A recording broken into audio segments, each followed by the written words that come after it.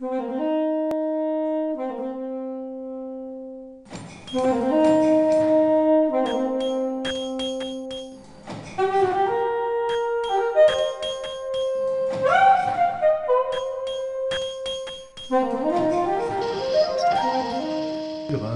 reprend un peu l'histoire du groupe Thales, c'est vrai que Thales, à son origine, était aussi un industriel.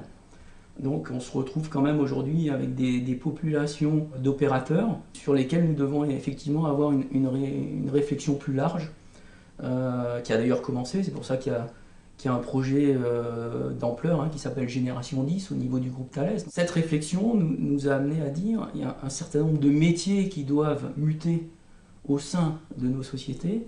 Et cette année, nous avons eu la nécessité de répondre à un besoin opérationnel qui était de pouvoir préparer, si vous voulez, un renouvellement de nos compétences en amenant les opérateurs à évoluer vers des métiers de techniciens supérieurs avec une spécialisation RF hyperfréquence, donc un besoin très spécifique lié à notre activité spatiale.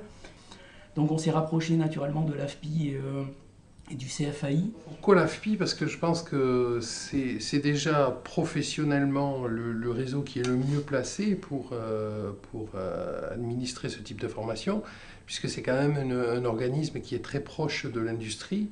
Le CFAI et l'AFPI, c'est un outil qui manquait à Toulouse, clairement.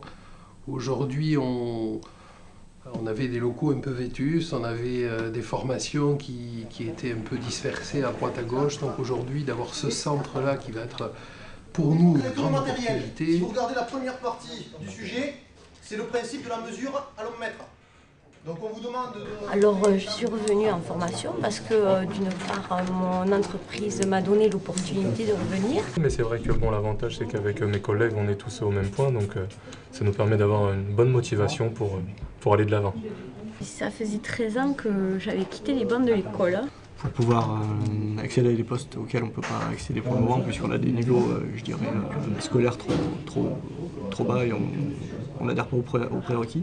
Lorsqu'on les a testés pour démarrer, vérifier un peu leur niveau, voir un peu où ils en étaient, avant de lancer la première remise à niveau, mais ils étaient enchantés à un point, c'était absolument extraordinaire. Enfin. On sait pourquoi on est là, en fait, on sait pourquoi on apprend, parce qu'on sait pertinemment que ça va nous servir en entreprise.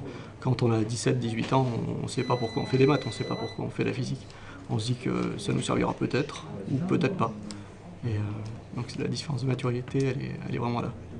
Évoluer, oui. Voir autre chose. Hein. Voilà. Et de continuer les études là où on les avait arrêtées parce que, bon, on en avait marre des études ou on n'avait pas le choix. Donc, c'est bien de pouvoir continuer. Dans notre domaine d'activité, l'électronique, ça évolue énormément. Et on apprend des choses aujourd'hui qu'on n'aurait pas appris il y a 10 ans parce que ça n'existait pas. Le monde évolue. Les formations au métier de l'industrie aussi.